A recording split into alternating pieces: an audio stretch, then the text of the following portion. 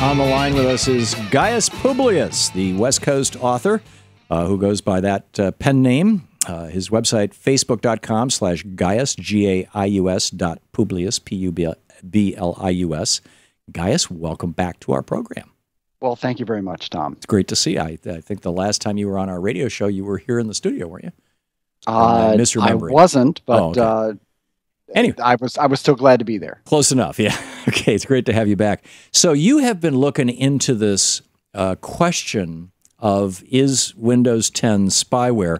My PC here in the studio that I just use for call screening and whatnot keeps telling me every day when I turn it on, you can upgrade to Windows 10 now for free for a limited time. And I'm looking at this going, geez, guys, should we do this? And everybody's going, well, let's just wait a few months and let the stories come out first. What's the situation? What's the deal? Spyware?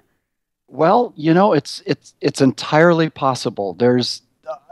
I have personally decided that it is, but I tend to be suspicious of Microsoft. I've been in the tech industry for part of my professional life, and I am very suspicious of Microsoft. If you look at the user, it's called the EULA, the End User License Agreement. You read, I think the last time we talked about this, a statement that says, this is Microsoft language, that the operating system, Windows 10, may automatically check your version of the software and download software updates or configuration changes, including those that prevent you from accessing the services, playing counterfeit games, or using unauthorized hardware peripheral devices.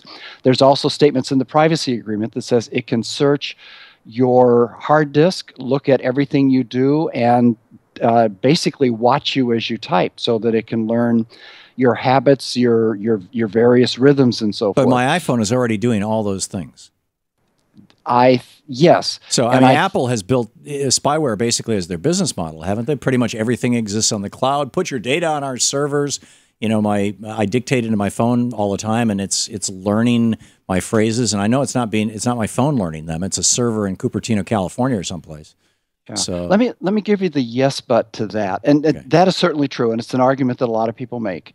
The yes but has two parts. One is that the leverage that Microsoft has gotten with this new Windows 10, with this Cortana software, is an order of magnitude greater ability to profile you than Siri has, which is the thing that's going on with Apple, and that Google, whatever their Google thing is, has got. So they've stolen a march in terms of the ability to profile. The second thing is, I want to bring you back to your Michigan days, perhaps, and look at what Walter Reuther did. Walter Reuther ran the United Auto Workers in the days of the big three auto workers, and whenever the contract was up, he didn't strike all three automakers. He struck just one at a time, and he rotated them. GM 1 year, Ford 1 year, Chrysler 1 year. I remember it well. And when he got the first one to bend, the other two had to follow. So they wrote the contract up based on the GM strike, and the Ford and the Chrysler contracts followed.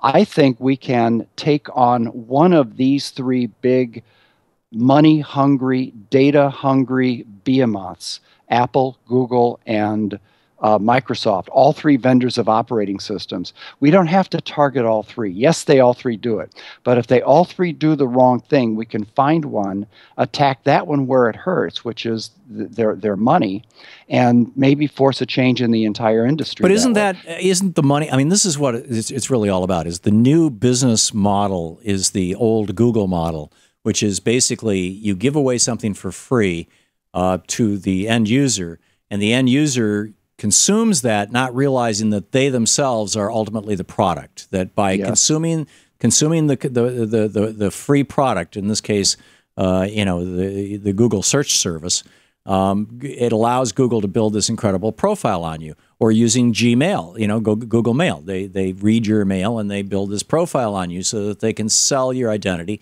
and make money.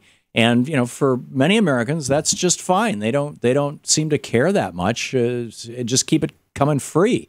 And Microsoft is saying, okay, our new operating system is free, just like the Mac operating systems.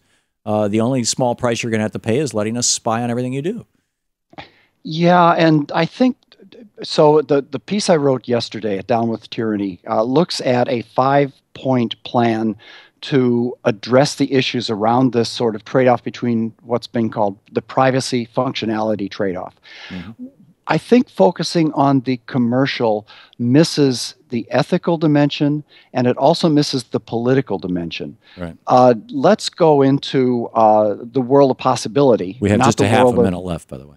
And imagine that Microsoft has something before Congress that it wants to get passed, and it's got a profile of 4 congressmen that it knows are necessary to having this pass. Will they stop at using that profile to achieve political goals? Whoa. It's a good question, isn't it? Yeah, that's a real rubber meets the road, and not necessarily 4 congressmen, maybe 400. Perhaps. I mean, if every member of Congress thought, "Oh my God, everything I do on my computer might be dumped out for the world to see," you're describing a blackmail scheme, aren't you? Well, I think this blackmail's been going on for a while, actually, but that's just my novelist eye on things. Yes, amazing. Writer Gaius Publius, Facebook.com/GAIUS.Publius is where you can find him. Thank you, sir. Thank you very much. You're listening to the Thom Hartmann Program. Call 202-536-2370.